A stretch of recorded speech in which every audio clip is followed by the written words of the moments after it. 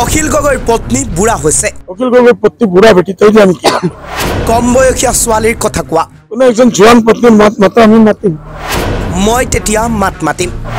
মই বুঢ়া মানুহৰ কথা নকওঁ। এই বুঢ়ী লৈ মই কি মন্তব্য দিম। অখিল গগৈৰ পত্নীৰ চাকৰিক লৈ বিতৰ্ক চলি থকাৰ সময়তে এইবাৰ সংবাদ মাধ্যমৰ সন্মুখত মন্তব্য কৰিলে এনেদৰে AIDF প্ৰধান বদৰুদ্দিন আজমলে। শেহতীয়াকৈ বিধানসভাৰ মজিয়াত অখিল গগৈৰ পত্নীৰ চাকৰি সন্দৰ্ভত মুখ্যমন্ত্ৰী ডক্টৰ হিমন্ত বিশ্ব শৰ্মাই কেইবাটাও অভিযোগ উত্থাপন কৰিছিল আৰু তাৰ পিছতে ৰাজ্যৰ ৰাজনীতি গৰম হৈ পৰিছিল। অখিল গগৈৰ পত্নীক লৈ কেইবাটাও অভিযোগ উত্থাপন কৰিছিল মুখ্যমন্ত্ৰী ডক্টৰ হিমন্ত বিশ্ব শৰ্মাই। তাৰ পিছতেই সামাজিক মাধ্যমত সেই বিষয়টোক লৈ চৰ্চা আৰম্ভ হৈছিল। সংবাদ মাধ্যমৰ শিৰোনাম দখল কৰিছিল সেই বিষয়টোৱে। শেহতীয়াকৈ সেই বিষয়টো সন্দৰ্ভত সংবাদ মাধ্যমৰ সন্মুখত মুখ খুলিলে মৌলানা বদৰুদ্দিন আজমলে। অখিল গগৈৰ পত্নী সন্দৰ্ভত সাংবাদিকে প্ৰশ্ন সুধিছিল মৌলানা বদৰুদ্দিন আজমলক। মৌলানা বদৰুদ্দিন আজমলে তপৰাই উত্তৰ দিলে অখিল গগৈৰ পত্নী বুঢ়া হৈছে। অখিল গগৈৰ পত্নী বুঢ়া বেটি তই আমি কি বুঢ়া মানুহৰ কথা মই নকওঁ। মোক সুধিলে কম বয়সীয়া ছোৱালীৰ কথা সোধা। কম বয়সীয়া ছোৱালীৰ ক্ষেত্ৰত মই মাত মাতিম। এনেদৰে তাৎসিল্যসুলভ মন্তব্য কৰিলে এইবাৰ AIDF প্ৰধান বদৰুদ্দিন আজমলে। কিন্তু এই তাৎসিল্য কাক কৰিলে? আওপকীয়াকৈ সংবাদ মাধ্যমৰ জৰিয়তে মুখ্যমন্ত্ৰী ডক্টৰ হিমন্ত বিশ্ব শৰ্মাকে তাৎসিল্য কৰিলে নেকি AIDF প্ৰধান বদৰুদ্দিন আজমলে? শেহতীয়াকৈ বদৰুদ্দিন আজমলে দিয়া মন্তব্য এতিয়া সামাজিক মাধ্যমত শীৰ্ষত।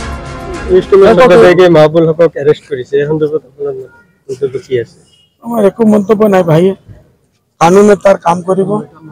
যদি এতিয়া আল্লাহ না কৰে উল্টা পাল্টা কৰি আছে কানুনে যি কৰিব কৰিব। হলে মানুহ এজনে বহুত ডাঙৰ কাম কৰি আছে। আমাৰ চেম্পতি আছে তেখেতৰ লগত। চৰকাৰে কোনো জেগাত জুলুম কৰিব নালাগে। মানুহজন যিমান জলদি ৰেহাই হয়। এডুকেশ্যনৰ ওপৰত আমাৰ মুছলমানৰ মানুহ এডুকেশ্যনৰ ওপৰত মানুহেই নাই। তেখেত অসমত কৰা নাই, মেঘালয়ত কৰিছে। ভাল এটা কাম কৰি আছে। ইমান ডাঙৰ এটা প্ৰতিষ্ঠান আমিতো সপোনো দেখিব নোৱাৰো। সেইটো কাৰণে যদি কোনো ভুল ভ্ৰান্তি সৰু সৰু থাকে চৰকাৰে মাফ কৰি দিব লাগে আৰু ৱাৰ্নিং দি এৰি দিব লাগে। অন্য কোনো নন বেলেবল মানুহ লগাব নালাগে। এটাই আমাৰ ৰিকুৱেষ্ট। চৰকাৰে কানুনে কি কৰিব এইটো কানুনে কৰিব। শেহতীয়াকৈ অখিল গগৈৰ পত্নীক লৈ এটা মন্তব্য অখিল গগৈৰ পত্নী বুঢ়া বেটি তই আমি কি কোনো একজন জোৱান পত্নী মাত মাতা আমি মাতিম। আমি ইমান বুঢ়া হৈছো তথাপিও মন মতে যোৱা নাই না। অখিল পত্নীৰ পত্নী বুঢ়ী। এই বুঢ়ী লৈ মই কি মন্তব্য দিম এইটো ঠিক আছে।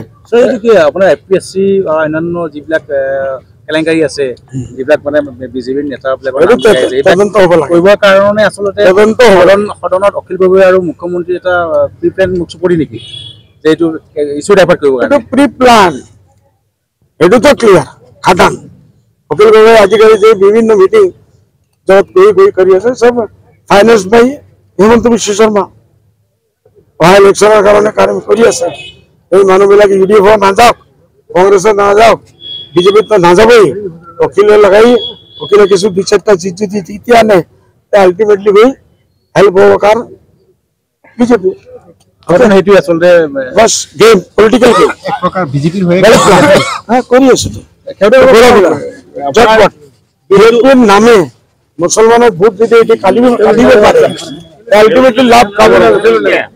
বিভাজন যদি কৰি দিব পাৰে লাভটো হ'ব বিজেপিৰ হেমন্ত বিশ্ব শৰ্মা চাহাবৰ। আপোনাৰতো ৰফিউল চাহাব আপোনাৰ এৰাইবেল বুলি কয় না সেইটো কিন্তু এতিয়া এজন কোনো এৰাইবেল নহয়। বেয়া হৈছে যিটো হৈছে এইটো হ'ব নালাগিছিল। যিমান জলদি চৰকাৰে এই কালপিতসকলক ধৰিব লাগে, জেলত দিব লাগে। আৰু এই চলনটো আমাৰ অসমত চলিব নালাগে। এতিয়ালৈকে এগৰাকী এক্সট্ৰা অৰ্ডিনেৰি চিকিউৰিটি দিব লাগে। ইউপি বিহাৰৰ টেণ্ড আহিছে এইটোতো ৰকিবুল চাহে নিজে আনিছে 20 বছৰ আগে।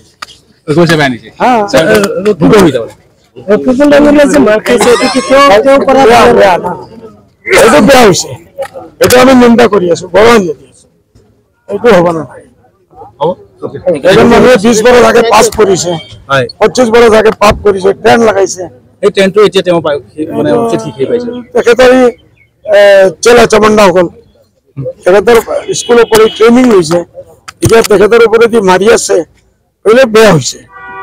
বডিৱানা দিব লাগে, সবেই নিন্দা কৰিব লাগে। অ'কে, ঠিক আছে। News desk এডিটক্স।